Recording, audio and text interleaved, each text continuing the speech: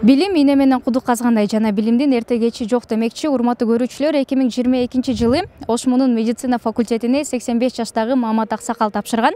Ал эми ушул жылы Ошмунун искусство факультетине куудул актер Жамбыл Камчиев агай тапшырды. Эмне үчүн тапшырды, бул чечимге ким түрткү болду? Аны өзүнөн сурап көрөбүз.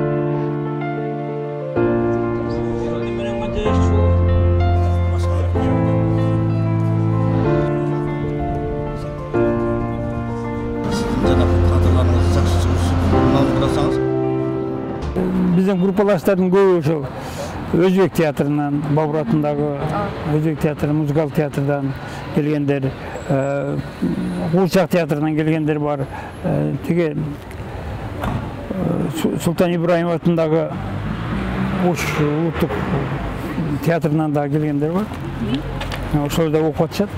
А бизди угуп, Бишкекте дагы ошол немелер окуп атат да. Анан мен эле эмес, менин группалаштарым дагы башка ошо 40 жыл мектепте мугалим болуп иштеген агайлар дагы кече кызыгып чалып атышат. Себеби эмнеге десем, мен комуз чечерим дейт.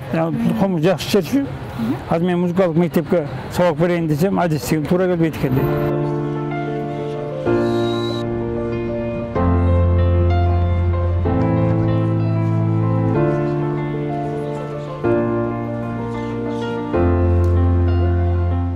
Окуп тапшырган себеби биринчиден азыр өкмөттүн токтому чыккан. Бардык мекемелерде бизде эмес, театрларда, филармонияда эмес, курулуш тармагында, энергетика жагында, башка жактарда мындай адистик боюнча билим алыш керек экен, билим болуш керек экен, документ болуш керек экен. Экинчиден, туура эле деп ойлойм, себеби бардык адамдар өзүнүн адистик боюнча дагы билим алыш керек. Кыргыз маданиятына эмгек сиңирген ишмер дегендер дагы келип окуп атат, себеби алардын немеси туура келбейт. Адистик боюнча диплом туура келбейт.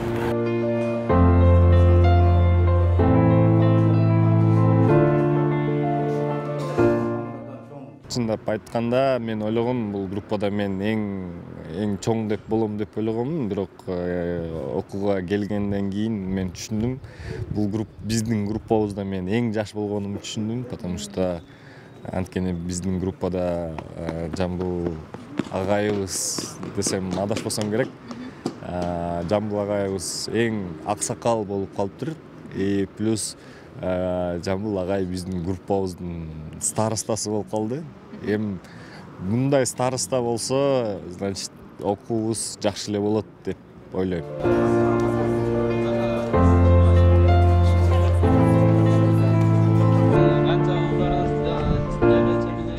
Биринчи эле группабызга кошулуп келгенде жакшы сезимдер болду. Ушул агай менен окуйт экенбиз дегенчи, негизи кичинекей кезибизден кинолорун көрүп суктанчубуз да. Биз ушундай агайдай болобуз деп. Анан группабызга келип эле мен дагы силер менен бирге окуйм деп калды. Чындыгында сонун сыймык экен. Чоң агайлардан сабак алып, эми буюрса дагы 5 жыл бирге окуйбуз агай менен. Башында бир аз кыйыныраак болду. Бул ушундай чыгаан инсан менен биз кантип группалаш болобуз деп. Анан ошол неме башталганда, окуу башталганда ушу келип уже көнүп калдык агайга. Азыр агай бизге кичине мотивацияларын берет, өзүнүн ушундай кеп кеңешин айтат дегендей. Ошол агай жакшы эле неме экен. Кинолордон көрсөк азыр биз жанынан көрүп группалаш болуп жүрөбүз агай менен.